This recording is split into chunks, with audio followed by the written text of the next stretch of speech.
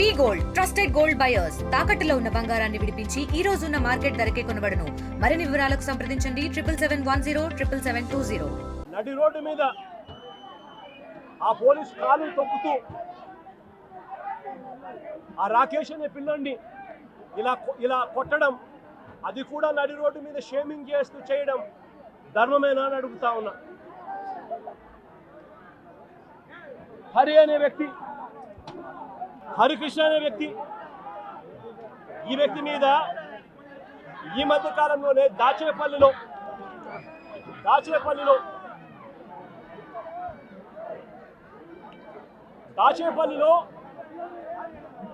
హరికృష్ణ అనే వ్యక్తిని తప్పుడు కేసు పెట్టి ఈ మధ్య కాలంలోనే దారుణంగా సిఐ క్వార్టర్స్లో పడేస్తే, ఇంత దారుణంగా కొట్టి పడేస్తే వారి తల్లిదండ్రులు గ్రామస్తులు వచ్చి ఆందోళన చేసి ఈ పిల్లాడిని రక్షించుకున్నారు. ఈ కేసులో కూడా ఎలాంటి గాయాలు జరగలేదని, ఎలాంటి గాయాలు ఆ పిల్లాడికి రాలేదని డాక్టర్లు దొంగ సర్టిఫికెట్ కూడా ఇప్పించుకున్నారు. ఆ పిల్లాడు ఈ రోజు కూడా నడవలేని పరిస్థితిలోనే ఆ పిల్లాడు ఉన్నాడు. రాజమండ్రిలో పులిసాగర్ అనే సోషల్ మీడియా యాక్టివిస్టు, రాజమండ్రిలో పులివీరన్న అనే పులిసాగర్ అనే సోషల్ మీడియా యాక్టివిస్టు, ఈ పిల్లాడు కూడా దళితుడే. ఈ పిల్లాడిని కూడా ఇదే మాదిరిగానే పోలీస్ స్టేషన్లో అగ్ననగ్నంగా ఈ పిల్లాడిని రాత్రంతా పెట్టారు, రాత్రంతా చిత్రహింసలు పెట్టారు. పోలీసులు వీళ్ళు రాక్షసులని అడుగుతా ఉన్నా.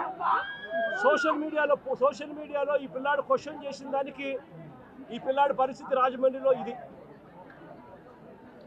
ఆడపిల్లలను కూడా చూడకుండా సుధారాణి అనే వైఎస్ఆర్సీపీకి సంబంధించిన యాక్టివిస్టు, కృష్ణవేణి అని వైఎస్ఆర్సీపీకి సంబంధించిన ఇంకొక మహిళా యాక్టివిస్టు, వీళ్ళిద్దరూ కూడా ఆడపిల్లలను కూడా చూడకుండా నెలలు రకరకాల పోలీస్ స్టేషన్లు వీళ్ళని తిప్పారు. రకరకాల పోలీస్ స్టేషన్లలో వీళ్ళ మీద కేసులు నమోదు చేస్తూ వీళ్ళను తిప్పుకుంటూ వచ్చారు.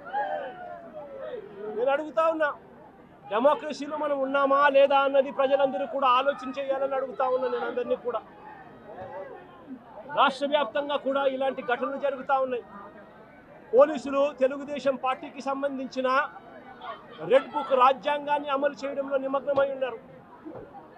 మొట్టమొదటిసారిగా రాష్ట్రంలో ఈరోజు చూస్తూ ఉన్నాం, తెలుగుదేశం పార్టీ సాక్షాత్తు సిఐల్ని, సాక్షాత్తు డిఎస్పీల్ని, సాక్షాత్తు ఎస్ఐలను ఉపయోగించుకుంటూ పోలీసులను కలెక్షన్ ఏజెంట్లుగా వాడుకుంటా ఉన్నారు.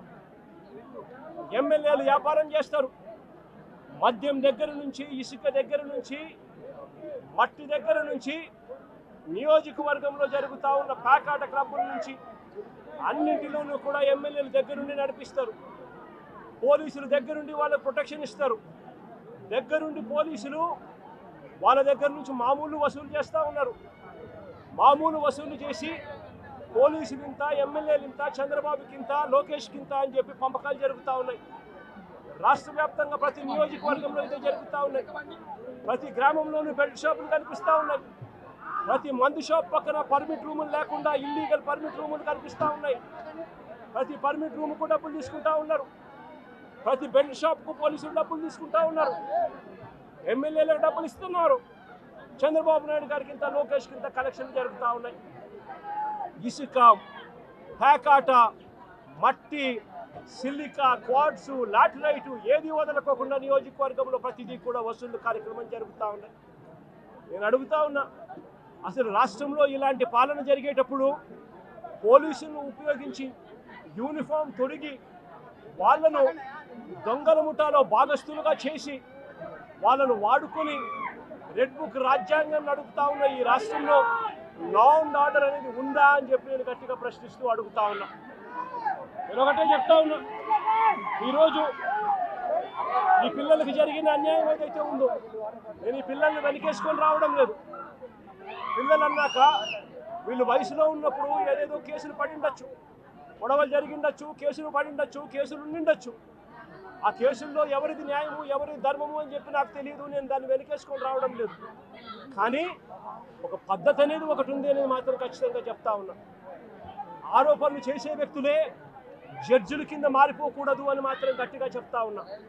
ఆరోపణలు చేయడం మీద ఆరోపణలు మీరు చేసినప్పుడు జడ్జిలుగా ఉన్న కోర్టులు ఇరువైపులా వాదనలు విన్న తర్వాత ఎవరిది అన్యాయము ఎవరిది న్యాయము అని చెప్పి వాళ్ళు కోర్టుల్లో తీర్పులు ఇస్తారు.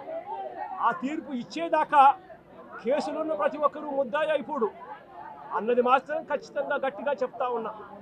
అలా కేసులు గతంలో ఉన్నాయి అని చెప్పి ఒక కారణం చూపించి నడి రోడ్డు మీదకి తీసుకొని వచ్చి నడి రోడ్డు మీద వాళ్ళ కుటుంబాన్ని వాళ్ళ పరువు ప్రతిష్టలను వాళ్ళందరినీ కూడా ప్రతిష్టలను మట్టి కలుపుతూ నడి రోడ్డు మీద వాళ్ళని కొట్టే అధికారం పోలీసులకు ఎవరిచ్చారు అని మాత్రం గట్టిగా ప్రశ్నిస్తూ అడుగుతా ఉన్నా. ఇప్పుడు ఈ పాప పెళ్లి కావాల్సిన పాప, ఈ పాప ఇంజనీర్, ఇదే కుటుంబంలో ఉంది. వీళ్ళ కుటుంబానికి సంబంధించిన పరువు ఎవరు తీసుకొని ఇస్తారు అని చెప్పి నేను అడుగుతా ఉన్నా. ఈ రకంగా వీళ్ళ కుటుంబాలతో ఆడుకోవడం ధర్మమేనా అని మాత్రం ఖచ్చితంగా అడుగుతా ఉన్నా. రాకేష్ చెల్లెలు engineer, Victor junior advocate, Victor చెల్లెలు కూడా ఇంజనీర్, విక్టర్ వాళ్ళ నాన్న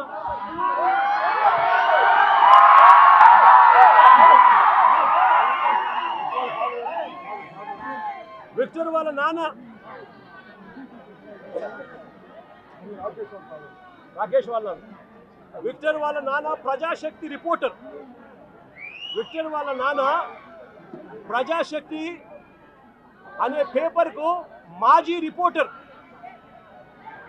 అంటే ఒక మాజీ రిపోర్టర్ కొడుకు పరిస్థితి ఇది, ఒక మాజీ రిపోర్టర్ కొడుకు పరిస్థితి ఇది.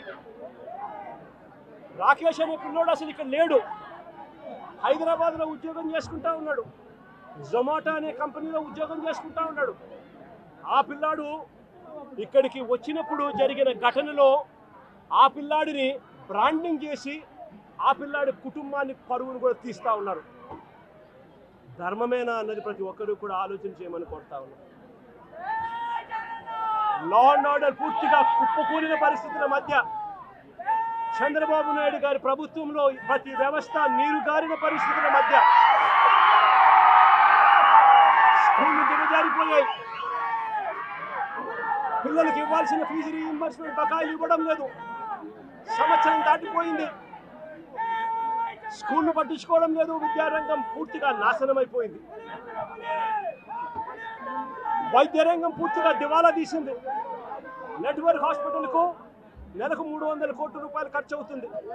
12 నెలలు అయిపోయింది. 12 నెలల నుండి 3,600 కోట్ల రూపాయలు పైచిలకు వాళ్ళకి బకాయిలు ఉన్నారు.